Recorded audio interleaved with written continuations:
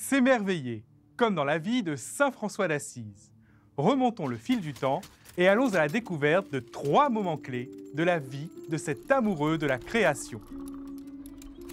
Un jour de l'année 1204, à Assise, en Italie, un jeune homme nommé François monte fièrement un cheval. Il est interpellé sur sa route par un lépreux. Habituellement, dans cette situation, François tourne la tête et se bouche le nez. Mais ce jour-là, rien ne va se passer comme d'habitude. François est bouleversé par ce pauvre homme rejeté de tous. Il descend de son cheval, lui donne une pièce et l'embrasse. François ne peut pas encore tout expliquer, mais à travers son frère malade, il a vu Dieu et s'émerveille. Quelques mois plus tard, devant la croix, il va s'émerveiller face à ce Dieu qui donne tout par amour. Il reçoit de Dieu un message qui l'appelle à réparer son Église. François prend une décision radicale.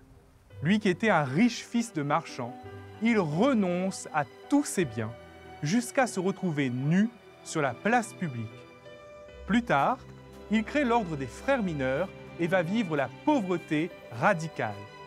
Et plus il va se dépouiller pour être en communion avec Dame Pauvreté, plus il va s'émerveiller. En 1224, François se retire avec quelques frères sur le mont Alverne. Il vit une profonde communion avec la passion du Christ en recevant les stigmates. Au cœur de sa souffrance, il ne se replie pas sur lui-même. Il se tourne vers la création et s'émerveille. Avant de mourir, alors qu'il est presque aveugle, il écrit le célèbre Cantique des créatures. « Loué sois-tu, mon Seigneur, avec toutes tes créatures, frère soleil, sœur lune, frère vent, sœur eau, frère feu et mère la terre. » Ainsi, la vie entière de François d'Assise a été marquée par l'émerveillement.